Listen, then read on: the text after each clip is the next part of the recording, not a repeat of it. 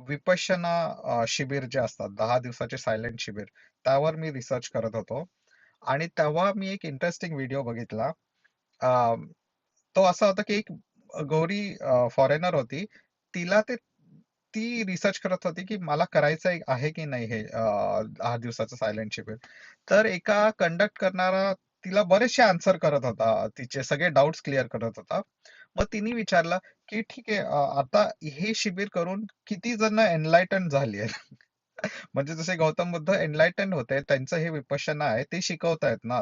Suppose एखादा गुरु आहे, mathematician आहे, तो जर मॅथ्स शिकवतोय त्याचं शिबिर घेऊन, तर एंडला मॅथ्स कळणारे किती लोक झाले? हा तिचा प्रश्न एकदम व्हॅलिड आहे, की जर एखादा गुरु आहे, तो त्याची टेक्निक शिकवतोय, तर त्या गुरुचं ज्ञान मिळतंय का स्टुडंट्सला? तर त्याचं आन्सर नव्हतं त्या कंडक्ट करणाऱ्याकडे पण नव्हतं. म्हणजे जो विपश्यना वर्षानुवर्ष लोकांना तो 10 दिवसांच्या शिबिरावर नेतोय, त्याच्याकडे पण आन्सर नव्हतं की असे किती लोक एनलायटन झालेत ह्या शिबिर जॉईन करून, आणि तो स्वतः एनलायटन आहे की नाही हे मान्य करायची पण हिंमत नव्हती त्याच्यात, ऑनेस्ट असेल तो. तर त्याच्यावरून मला एक थॉट प्रोसेस सुरू झाली की हा उलटी वाटचाल असते ही स्पिरिच्युअलिटीची. आणि त्यामुळं नॉर्मल जो असा ट्राय करतो एनलाइटनमेंट गुरूंकडून मिळवायचं, तो कधी मिळवू नाही शकत ऍक्च्युली. ह्याचं रिझन मला कळालंय. कारण जरा उलटा प्रवास असतो. म्हणजे हे जे शिकवतायत, हा जो 10 दिवस शांत बसण्याचा आनंद जो बुद्धांनी मिळवला, आणि जे त्यांचं एक फेमस वाक्य आहे धम्मपदामध्ये की मैं वासना के नाश से विमुक्त हो.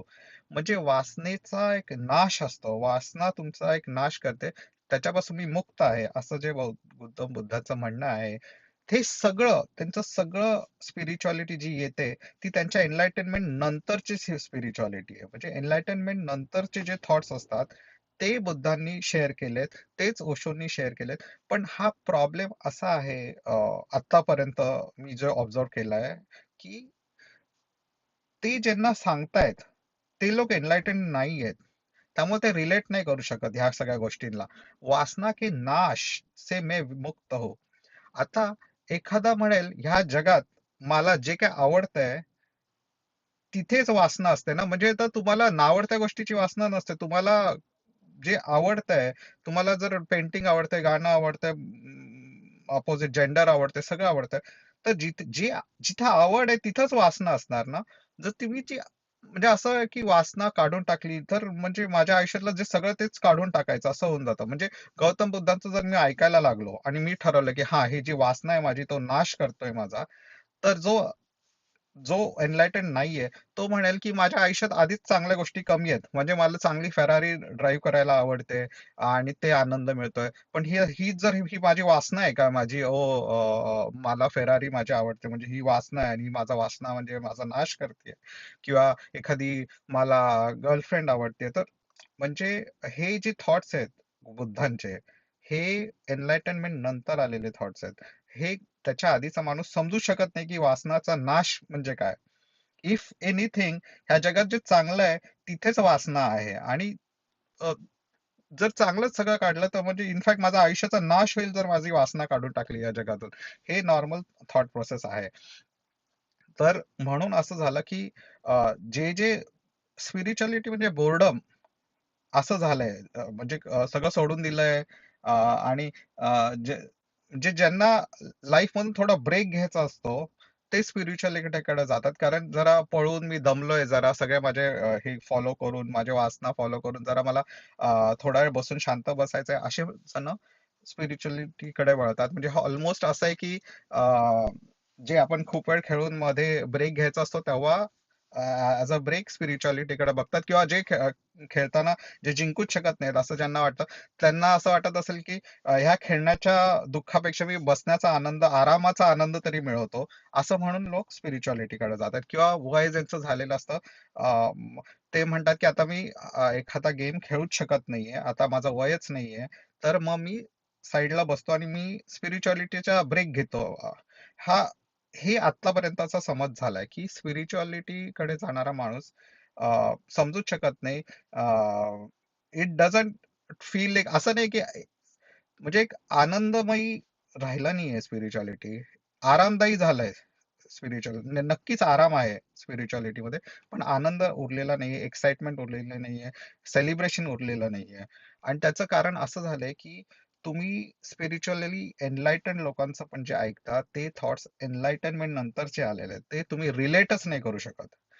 अ, तर आता त्याबद्दल आता फक्त हे वाक्य मी घेतलं, वासना के नाश से मैं मुक्त हूँ. तर त्याबद्दल मी सांगेल की एखादा एनलायटन माणूस जो असतो, त्याचं जी स्टेट असते तेवढी आनंददायी असते, की वासना आली की ते वासना त्याच्या मागे खूपशे थॉट्स घेऊन येते, की मग ते मिळवण्याच्या मागे पळणं, ते नाही मिळालं तर काय होणार, आणि असे जे म्हणजे जे शांत एक समुद्रात समोर एकदम माइंड एकदम शांत, एक पाणी एकदम स्टेबल असेल, त्याच्यात दगड मारणं म्हणजे वासना टाकण्यासारखं होतं. But the prerequisite being, तुमची जी स्टेबल स्टेट आहे, ती एक आनंददायी स्टेट आहे. म्हणून तुम्हाला वासना नाश करते त्या आनंददायी स्टेटचा. अनएनलाइटन्ड जो माणूस असतो, त्याची स्टेबल स्टेट काय आनंददायी नसते. त्याची स्टेबल स्टेट अडकलेलीच असते. तो संसारात अडकलेलाच असतो. तो तो म्हणतो की ऍटलीस्ट मी दिवसभर ऑफिसला जातोय, काम करतोय. त्यापेक्षा माझी वासना ऍटलीस्ट मला आनंद तरी देतेय थोडा वेळ. म्हणजे एखाद्याची स्टेबल स्टेट खराब किंवा न्यूट्रल किंवा झिरो असेल, तर त्याला वासना आनंद देणार आहे. जर एखादा एनलायटन्ड माणूस नाहीये, त्याला ज्याच्या ज्या गोष्टींमध्ये त्याची वासना आहे, ती त्या त्या वासना इज हिज सेलिब्रेशन. तर त्याचा वासना नाश करत नाहीये एका नॉर्मल माणसाचा. पण एक स्पिरिच्युअली एनलायटन्ड सोल आहे, त्याची नॉर्मल स्टेट जी असते, ती एकदम एक्साइटेड आणि ती सेलिब्रेटरी स्टेट असते आणि ती वर्ल्ड मध्ये इमर्स स्टेट असते. त्या लेवलवरून वासना खाली आणते. ह्याचा अर्थ असा नाही की नॉर्मल माणसाने ते वाक्य ऐकून वासना सोडून द्यावी. तर हा प्रॉब्लेम झालेला आहे आतापर्यंतच्या स्पिरिच्युअल सगळ्या गोष्टींचा. तर हा एक इम्पॉर्टंट लॉ मला सांगायचा आहे, to listening to spiritual leaders. मी ह्याच्या आधी एक लॉ सांगितलाय, तो पहिला माझा लॉ असा आहे, न्यूटन्सच्या लॉ प्रमाणे माझा पहिला स्पिरिच्युअलिटी लिसन करण्याचा लॉ असा आहे, की एखादा गुरु हा स्पिरिच्युअली एनलाइटन्ड जरी असला, त्याचा याचा अर्थ असा नाही की त्याची अख्खी सगळी पर्सनॅलिटी तो देव नाही बनत. त्याच्या पर्सनॅलिटीचे प्रॉब्लेम्स पण त्या एनलाइटनमेंट मध्ये तो घेऊन येतो. त्यामुळे तुम्ही गुरुची एनलाइटनमेंट घ्यावी आणि त्याचे प्रॉब्लेम्स विसरून जावे. That was my first law. Second law of spirituality असा आहे, की ते जे सांगतायत ते एनलाइटनमेंट नंतर आलेल्या फॅक्ट्स आहेत. त्या तुम्हाला आत्ता तुम्ही रिलेट नाही करू शकला तरी चालणार आहे. यू डोंट हॅव टू वरी. आणि त्याच्यामध्ये काही वाईट वाटण्यासारखं नाहीये. आणि आता मी सांगणार आहे what's the right way. Right way of teaching spirituality is, तुम्ही ती स्टेट रीच करण्याचा फक्त पद्धत शेअर केली पाहिजे स्पिरिच्युअल लीडर्सनी. ना की ते रीच झाल्यानंतर कसं माझ्या आयुष्यात माझ्या कधी राग नाहीये, द्वेष नाहीये. ओशोनी एक स्टोरी शेअर केलेली की काहीतरी बोकोजो, जो जॅपनीज हे होता फिलॉसॉफर, तो म्हणायचा मला कोणी हरवूच शकत नाही कारण मी पहिल्यापासून हरलेलोच आहे. तर ओशोनी ही जी शेअर केली स्टोरी, अशी स्टोरी आहे की एक पहलवान आलेला काहीतरी त्याच्या गावात आणि तो कुणाकडूनच हारायचा नाही. तर बोकोजो गेला आणि म्हणाला, तू मला हरवू शकत नाही. का नाही हरवू शकत? तर मग लोक आश्चर्याने बघायला लागले की अरे हा कसा काय, हा बोकोजो त्या ह्याला कसा हरवणार, रेसलरला. तर कुस्ती सुरू झाली आणि बोकोजो आधीच खाली पडला आणि म्हणाला, मी ऑलरेडी हरलेलो आहे, तर हा माणूस मला हरवूच शकत नाही कारण मी ऑलरेडी हरलेलो आहे. आता ही जी फॅक्ट आहे, ही एक नॉन अनएनलाइटन्ड बिंग हे नाही अप्रिशिएट करू शकणार आहे. पण एनलाइटन माणूस करू शकतो, ओशो करू शकतो.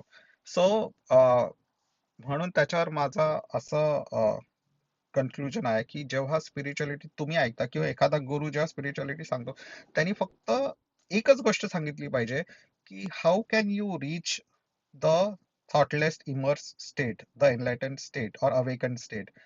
Once you reach that state, त्याच्यानंतर तुमचं जग किती चांगलं आहे हे शेअर करून काय फायदा नाहीये. कारण पुढच्याला ते कळणारे पण नाहीये. पुढचा तुम्हाला वेडा समजणार आहे, नाहीतर त्याला स्वतःच्या लाईफ बद्दल वाईट वाटायला लागेल.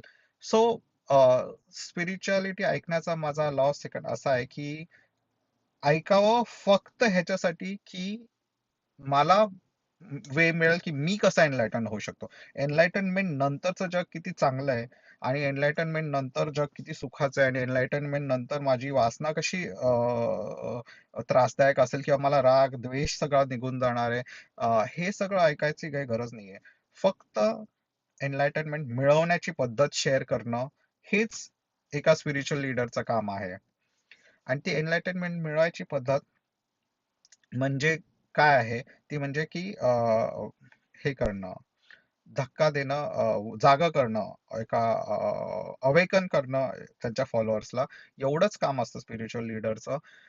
आणि बाकी तुम्ही जे ऐकता आणि ते सगळं फार सुपरफिशियल आहे. ते तुमच्या कामाचं नाहीये ऍक्च्युली. आणि त्याचे तुम्हाला असं वाटतं की तुम्ही स्पिरिच्युअल जर्नीकडे जाताय.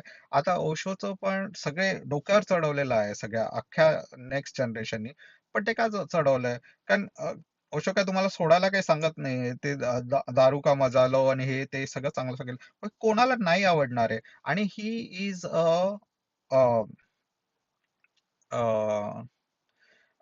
Good orator. आणि शाहरुख खान जसा आहे, त्याची भाषा चांगली आहे, तो एक चांगला ऍक्टर आहे, चांगल्या वे मध्ये सांगू शकतो. या वे मध्ये ओशोचं हिंदी चांगलं आहे, स्टोरीज चांगल्या सांगू शकतो. आणि बिकॉज ही इज एनलायटन्ड, ते आनंददायी पण वाटतं ऐकणं. पण ह्याचा अर्थ असा नाही की तुम्ही स्पिरिच्युअल बनताय ओशो ऐकून. तुम्हाला तो धक्का बसत नाहीये. तुम्ही फक्त एक पिक्चर बघितल्यासारखं एक ओशोचं प्रवचन बघताय. तेवढाच फक्त एक पिक्चर बघायच्या ऐवजी प्रवचन बघताय. ह्याच्याने तुमच्या स्पिरिच्युअल जर्नीचा काय फायदा नाही, unless you follow these laws of listening to spiritual leaders. आणि तो लॉ असा आहे की तुम्हाला फक्त ती पद्धती जाणून घ्यायचं. जसं त्या फॉरेनरने विचारलं की मी हे करेल विपश्यना, पण त्याच्यानंतर मी एनलायटन होणार आहे का? आणि त्याचा आन्सर नव्हतो दुसऱ्याकडे. तसंच आहे की हे सगळं ऐकून माझे विचार तसे होणार आहेत का ओशो सारखे? This should be the point of listening to Osho. ना की त्याचे जे विचार आहेत आणि तो त्याचा जो फ्रीडम आहे ते तुम्ही ऐकून तुम्ही स्वतःला फ्री समजणं. दिस इज नॉट, म्हणजे you are not gaining enlightenment through it. Alright. हे असं सांगून मी माझा हे आजचा व्हिडिओ संपवतोय. अलविदा.